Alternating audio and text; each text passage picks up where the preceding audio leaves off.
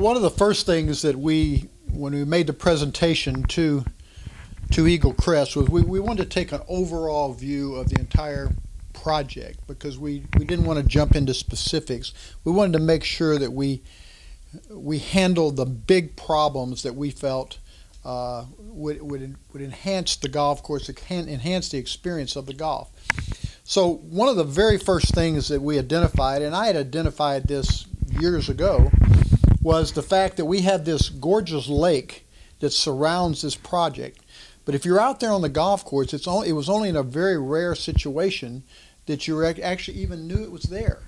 So one of the things that I wanted to start off first with was, let's open up and get vistas at proper places on the golf course, so we know we have a lake out there, and try to take advantage of this wonderful thing rather than only the internal water that's in the golf course. So there were some environmental concerns. We had some hoops we had to jump through, but I was very pleased with the work that Todd and his crew and contractors did in going in, and we identified some of the major trees out there that we wanted to keep. We wanted to take down the trees that were not as attractive, that were blocking our views, not allowing us to experience this entire project like I felt like it should be. That was the first and foremost thing we did. So with that said, now it was a matter of us going through and identifying the things that were objectionable if you stood there and looked at a golf hole from an aesthetic standpoint. And just in general, I can say that there were some cart paths out of place. There were some alignment problems as far as being able to have visibility into bunkering. So you really weren't able to maximize exactly knowing what you were playing on the golf course or golf hole. So that was one of the things we wanted to identify. Then we wanted to start looking at the strategic element and start addressing some of the problem areas that they had. And that takes us to the phase one that we had. And I'll go through all the holes, but this golf course has not had anything done to it for many, many years. And in some places it showed, and that's why we needed to address those problems. Because sometimes you can get to a point where you just need a fresh set of eyes. You see things so much that you just look past them. But a fresh set of eyes comes in and identifies things that you say, yeah, you're right about that. So that's basically what we did. Now, we identified a budget. We tried to identify, first of all, went through the whole golf course and identified the things that we would like to do.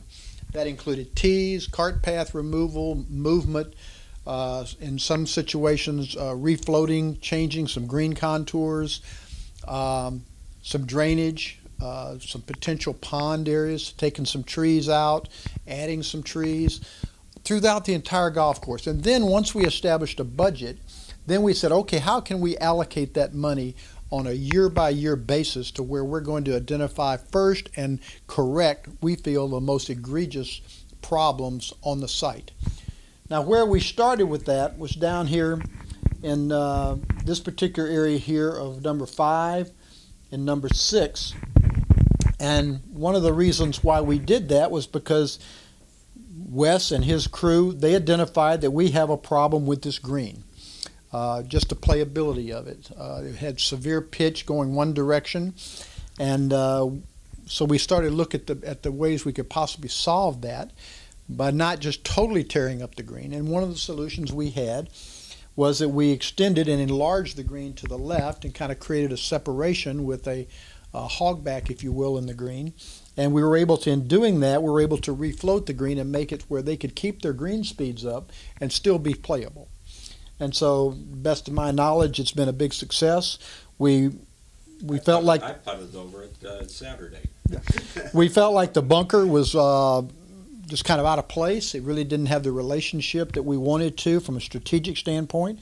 And we were able to bring a fairway around the left side because what we did with the other tee on the hole, we moved the cart path a little bit out of the way. And we also did some grading down the right sides because balls were being lost as they hit the slope. They were being lost down into the trees. And so we were able to do some grading, create a low area, which actually is a catcher for balls. So We feel like we identified the major problems there. We had a cart path that came through on the edge of the golf hole with a bunker on the outside of the cart path, which is a very rare thing to do. We took out the bunker. The cart path's still there, correct? That's one of the things on our agenda that we're going to identify, is to get that cart path out to make that more playable. More emphasis on a very large oak tree that they have here as part of the strategy to the golf hole. With the bunker was really not, it was a maintenance issue and not something that was really in play. And there were several bunkers on the entire site that met that were out of play, aesthetically not pleasing, and so we just removed them and then put in some places a new bunker. On number 6, we went through various scenarios, but one of the things we had to do was increase the size of the teeing space. And so we did that, and we had a green that was just had too much pitch for the green speeds that they wanted to maintain here at Eagle Crest. And so what we did was we refloated the entire green. We didn't want to refloat, means we didn't go and totally rebuild the green. We stripped the sod, and we basically with a Sand Pro refloated it, tried to get grades that were workable with the pitch that was workable with the green speeds. It still has some of the same general characteristics that it originally had, but now it's more sectioned off, and where the pin placements are, they're usable. The ball is not running off the green if you get out of position on the green. They literally were putting it off the green prior to this renovation.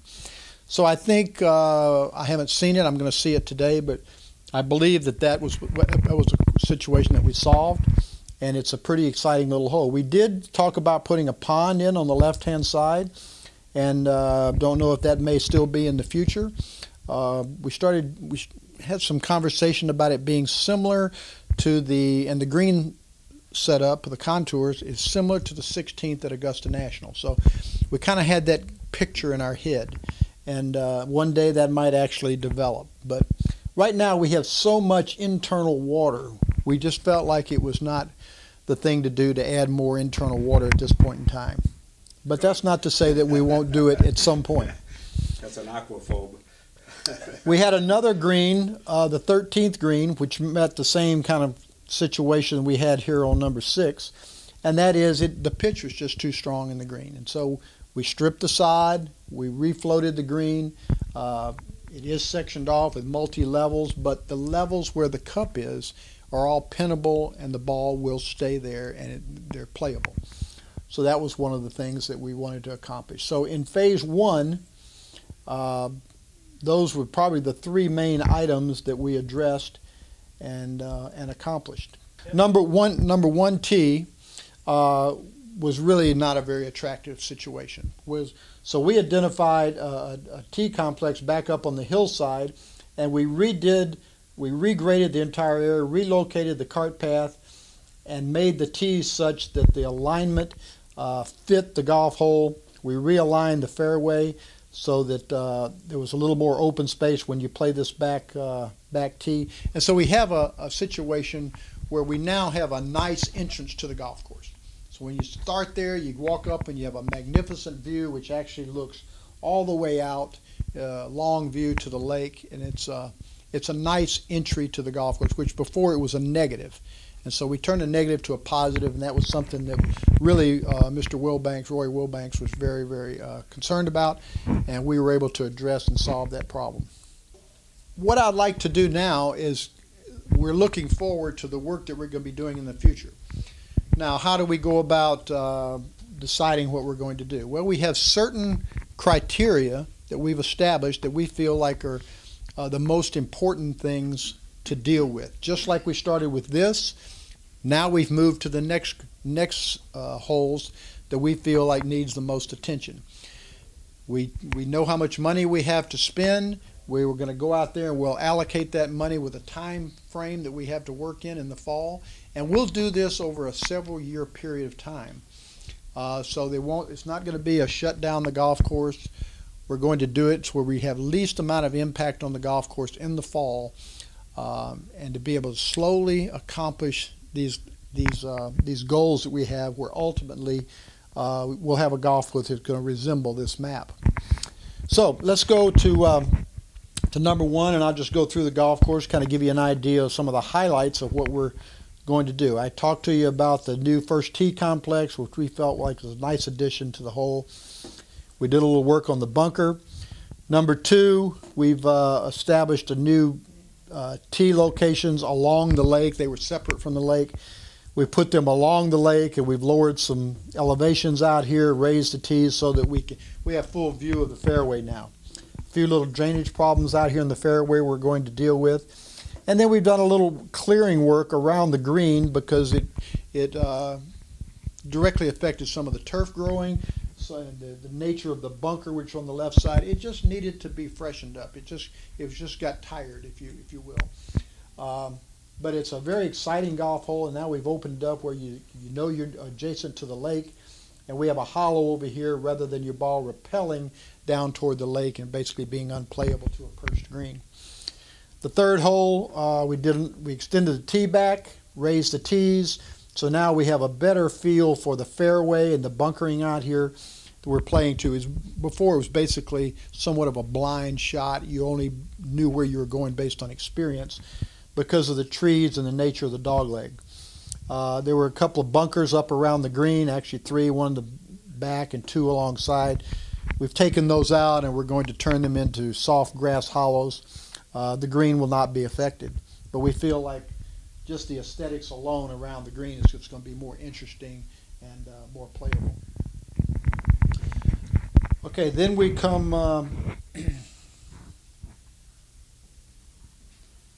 over here to number 4. We have the tee complex, which was actually separate from these trees. We're actually moving these tees to the left, so they're actually on the bank of the water itself, which is going to give a little bit more of an open view into the green.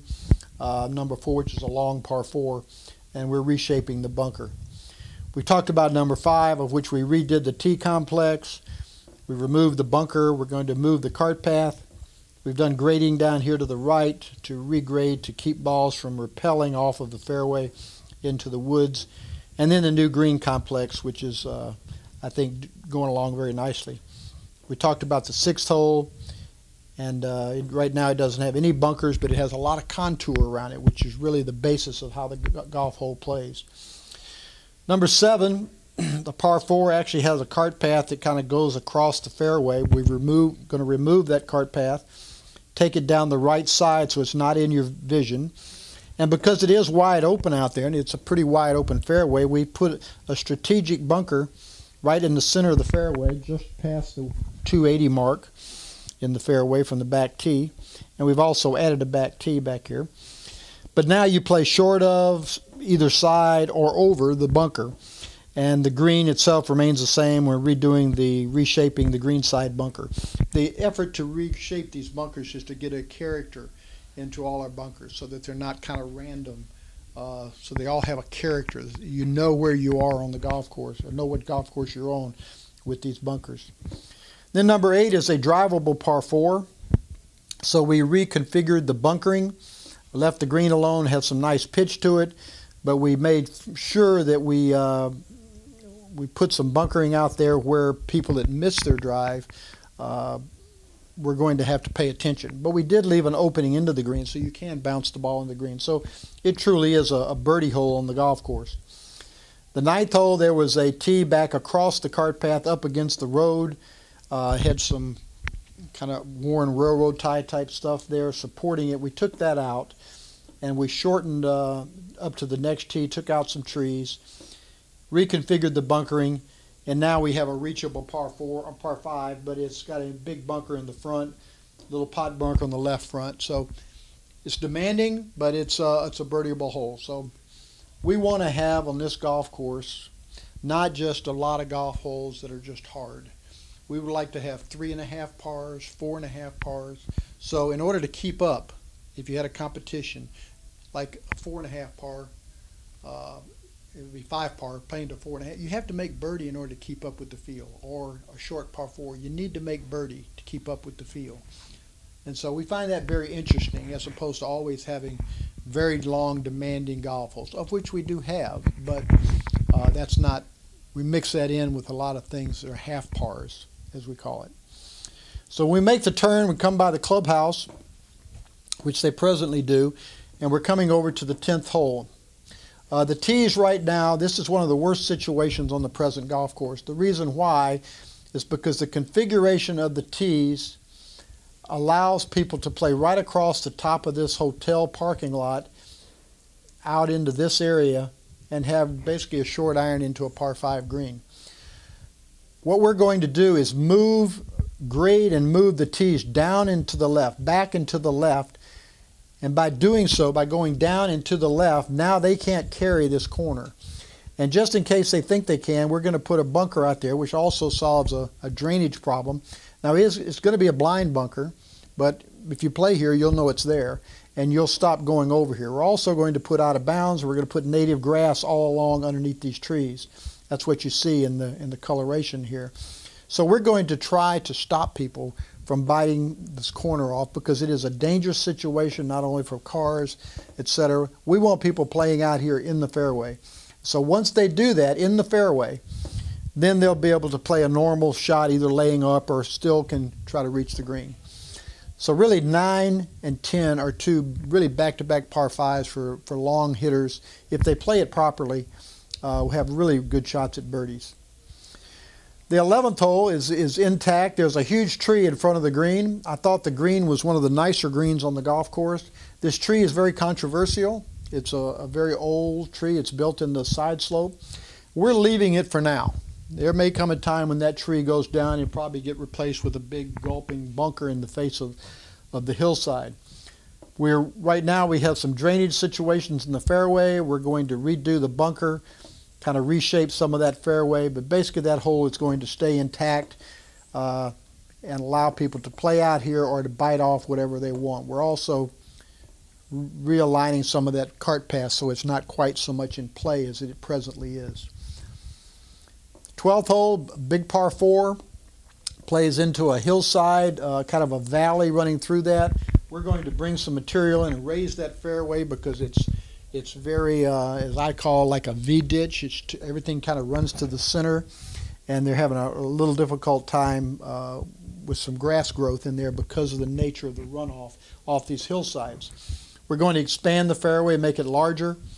The cart path presently goes down the right side with a bunker in this hillside over here, which we're eliminating. It's really blind and out of play. And we're taking the cart path down the hillside on the left and crossing it where you won't know that when you're playing the hole, and get over to the right-hand side where we tie into the existing path. This will be a long par 4, but we feel like we're going to make a lot of really nice changes to this hole to enhance that. 13 has a couple of bunkers in this face of this mound, which are really way out of play and not appealing. We're going to build a bunker more in play so that the normal player will play out to the wider fairway, the longer player will play into a tighter fairway. And now the second shot is over the water, so their position in the fairway or in rough is really pretty important for them. We're debating about whether we might close off part of this or extend this all into one pond or leave it as it is. But we've identified that we did some work on the green. It's in a very pitched hillside situation, so that in itself is enough that we do not really need to have any bunkering around the green. The short game around the green is very challenging. Then we take a ride up on top of the hill. We have a multitude of tees. We've kind of rearranged the cart path so it doesn't go down the right side and you're viewing it from the tee.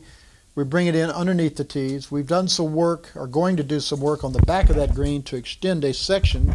We've cleared out the trees and put native grass so that our view from this hillside, this is one of the longest and most attractive views on the golf course, the open view. We're reshaping the green a little bit with the bunker, adding a back section, and multiple tees, and this is the longest of the par 3. So this will be a lot of good tee sites. A lot of good tee sites, and this, if there is such a thing as a signature type hole, this would probably going to ultimately be your cover shot type thing. The 15th hole, we're going to reconfigure the tees. Right now, it's a little awkward in the way they're arranged to see the fairway. we are taking out a knob which is on this left corner over here, and I want to expand that fairway into that corner of the fairway. So, because you cannot see the right-hand side of this from the tee, and we want to make this a little more inviting for a tee shot. If they hit it long with the driver, they're going to have to deal with the lake. But if they play safe and strategically off the tee, they should have a reasonably short iron shot into the green. We've taken the bunker out. It was up against a bulkhead on the pond, not very attractive. We're going to just put some grass hollows in that slope with rough to be able to catch the ball. So it will serve as a catcher, so the ball doesn't go down into the pond. But again, it eliminates some of the maintenance of bunkering in a difficult situation alongside this pond. 16. A nice par 5, but we needed to do some clearing down here to really open up the majesty of the golf hole, not only to see the lake, which is on the outside, but also just to see the fairway from the tees, because of the massive trees that were in and around this little lagoon which comes off the lake. So I think we're going to get that accomplished, and we're going to be able to extend the tee back, the fairway back a little bit. The fairway itself is a situation where if you go for the green, you've got to deal with this little inlet where the green sits out on a peninsula. So we didn't feel like there was really much need to put a lot of bunkering out there. We felt like the water and the water surrounding the entire right-hand side of the hole was enough of an interest on the golf hole.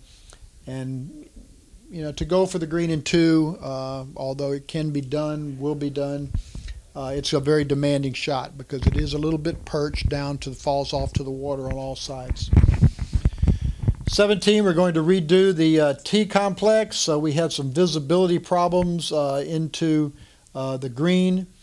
We're going to redo this bunker, which goes all the way around the green, taking a part of the bunker and actually dropping it down into an extended portion of the green. So the green will expand. When you're looking from the clubhouse, you will not be looking at that big open bunker, which at the end of the range, when you're looking at the end of the range, there's going to be a green down here. Of course, we're going to put some landform and some trees, which is going to buffer that anyway as we expand the range. But I think that's really going to be a nice little addition to this par 3, which is a nice hole. We'll look at the par 3 lengths. That we have room to back the tee up if we so desire to get a little bit more length. But right now it sits on the hillside, and we're going to leave the green in place and just kind of add about another third of the green size to the hole. The 18th hole, we're adding a back tee across the cart path, lowering the forward tees to get full visibility. We're relocating a cart path which actually protrudes into the existing fairway. We're going to take it up behind the trees, expand a bunker. So again, the further you play down, the tighter your play. We're going to redo the bunkers in front of the green and possibly add a little back section to the green. But it's elevated. We feel like the interior contours are nice, and we can just work around the confines of the edges and really improve the golf hole. It'd be an exciting finishing hole for Eagle Crest. Practice range, we're going to redo the target greens, expand the range, both width and trees and shape, to have a more inviting range out there. We know the golf team spends a lot of time here, so we have, I think we're going to flip the putting green and the practice green areas so that there's a little bit of a safety situation going on, and we feel like we can do that and enhance and provide a little bit better pitching and putting atmosphere for the play. This is what Eagle Crest is doing here, is the same thing that's going on around this entire country. In every city, courses are looking at what they have because they know that if they are not there to compete, they're going to shut down. There are going to be a lot of golf courses shut down in the near future. We've had that. Yeah, and there's going to be more. We're not done. So the ones that are able to do what Eagle Crest, Eastern Michigan, is doing here, able to do this, to enhance and to bring people in as opposed to losing players, those are going to be the ones that survive. So I'm happy that we're able to do that. I'm happy with the report we've had for the first couple of years of this, that we're moving in the right direction. Bye.